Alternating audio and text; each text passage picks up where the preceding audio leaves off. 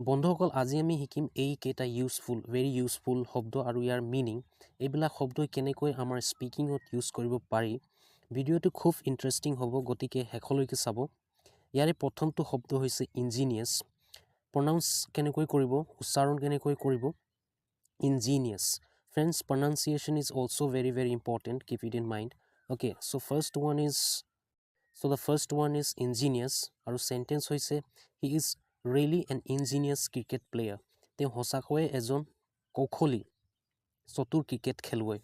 I liked your ingenious solution or idea আপোনাৰ কৌশলী চতুৰ ধাৰণাটো বা উপায়টো ভাল লাগিল বা ভাল পালো তাৰ পাছত আহিল deliberately জানি বুজি he made the mistake deliberately তেওঁ জানি বুজি ভুলটো কৰিছিল The baby deliberately started crying so his mother picks him up and shows him love. কেঁচুৱাটোৱে জানি বুজি কান্দিছিল যাতে মাকে তাক তুলি লৈ মৰম কৰে নেক্সট হৈছে ইণ্ডাষ্ট্ৰিয়াছ পৰিশ্ৰমী hard working Rabi is an industrious student Rabi এজন পৰিশ্ৰমী ল'ৰা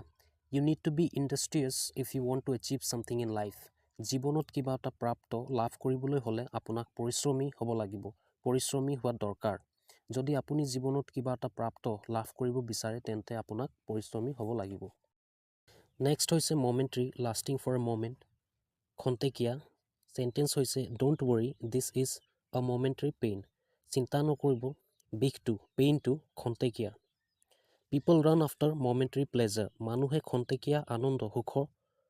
পিছত দৌৰে মানে বিচাৰে Next হৈছে populous জনপূৰ্ণ বা জনবহুল China and India are the most populous country in the world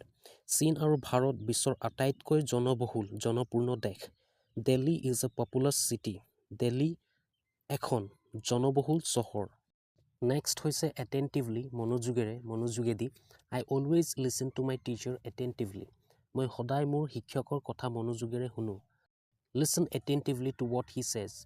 তেওঁ কি কয় মনোযোগেৰে শুনা বা read your textbook attentively আপোনাৰ পাঠ্যপুথিখন মনোযোগেৰে পঢ়া তাৰ পাছত আহিল refrain I always refrain from bad company মই সদায় বেয়া সংগৰ পৰা বিৰত থাকো The doctor advised him to refrain from smoking ডক্টৰে তেওঁক ধূমপানৰ পৰা বিৰত থাকিবলৈ ক'লে পৰামৰ্শ দিলে তাৰ পাছত আহিল magnificent I have never seen such a magnificent view before মই কেতিয়াও আগতে ইমান ধুনিয়া মনোমোহা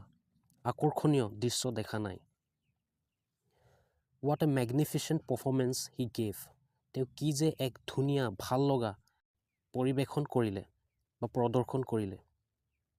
তাৰ পাছত আহিল enlarge ডাঙৰ কৰা I want to enlarge my bedroom মই মোৰ শুৱা কোঠালিটো ডাঙৰ কৰিব বিচাৰো He decided to enlarge his shop তেওঁ নিজৰ দোকানখন ডাঙৰ কৰাৰ সিদ্ধান্ত ললে বা থিৰাং কৰিলে